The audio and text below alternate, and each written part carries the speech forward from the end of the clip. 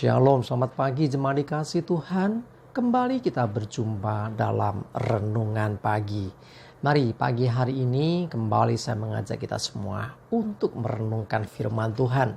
Supaya melalui firman Tuhan hidup kita akan terus dibangun. Dan kita akan terus bertumbuh, diteguhkan dan bahkan dikuatkan dalam iman dan pengharapan. Karena firman Tuhan adalah kebenaran yang akan memerdekakan hidup kita, yang menjadi sumber kekuatan kita. Firman Tuhan menjadi pedoman bagi hidup kita. Bahkan firman Tuhan yang akan terus menuntun dan menerangi langkah hidup kita. Ya, mari sebelum kita merenungkan firman Tuhan, kita akan berdoa terlebih dahulu.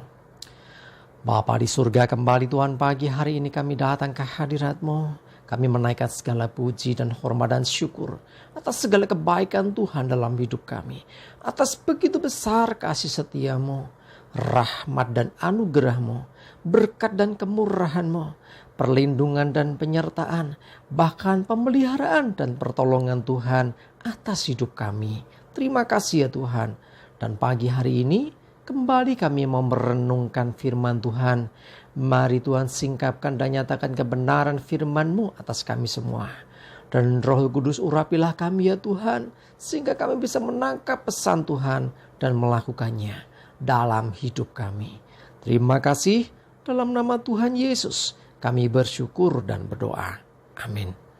Mari jemaat dikasih Tuhan, kita akan buka Alkitab kita. Dan renungan pagi hari ini saya ambilkan dari Amsal 28 ayat 14. Saya bacakan. Berbahagialah orang yang senantiasa takut akan Tuhan. Tetapi orang yang mengeraskan hatinya akan jatuh ke dalam malapetaka. Jemaat dikasih Tuhan, dikatakan berbahagialah orang yang senantiasa takut akan Tuhan. Jadi takut akan Tuhan itu bukan ketakutan terhadap Tuhan, tetapi menghormati Tuhan. Ya, sikap takut akan Tuhan berarti seorang yang menghargai, menghormati Tuhan. Nah, orang yang menghargai atau menghormati Tuhan berarti orang yang senantiasa mendengarkan dan mengikuti apa yang dikatakan Tuhan. Ya, jadi menjadi pelaku firman. Nah, orang yang takut akan Tuhan itu orang yang senantiasa hidupnya nurut sama Tuhan. Nah, dikatakan berbahagialah orang yang senantiasa, ya, ada kata senantiasa, artinya bukan sekali waktu, tetapi terus menerus, selalu, ya, selalu hidup dengan takut akan Tuhan. Ya, dan dikatakan apa? Tetapi orang yang mengeraskan hatinya, perhatikan ya, orang yang mengeraskan hati. Ya, mengeraskan hati artinya apa? Orang yang tidak mau ditegur. Orang yang tidak bisa menerima didikan. Orang yang menolak setiap pengajaran.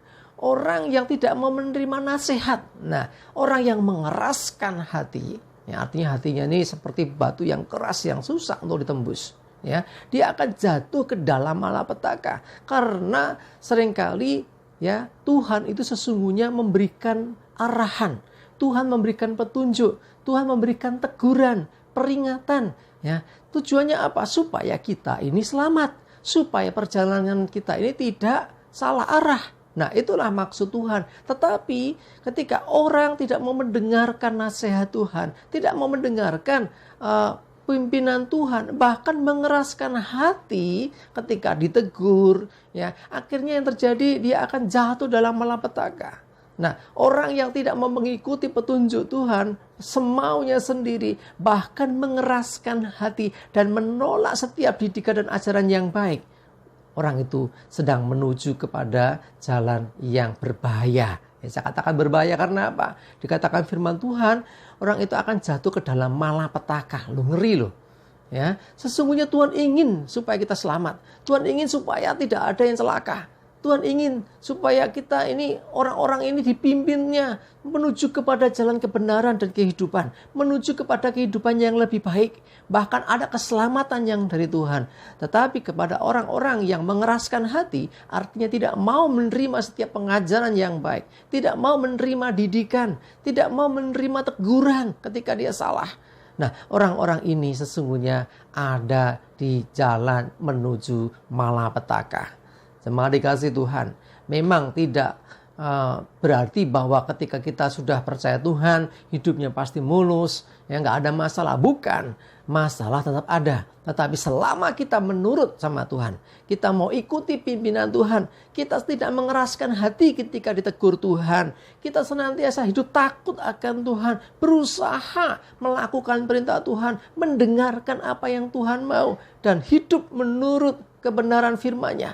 Maka ketika menghadapi masalah sekalipun, ketika menghadapi pergumulan sekalipun, percayalah bahwa ada Tuhan yang akan menolong, bahwa kita tidak pernah sendiri. Ya, ketika kita terus hidup dalam kebenaran, mengikuti tuntunan Tuhan, maka sesungguhnya Tuhan turut berperkara dalam hidup kita. Sehingga kalau kita nurut sama Tuhan, dijauhkan dari kita segala malapetaka, segala kebinasaan, segala kehancuran.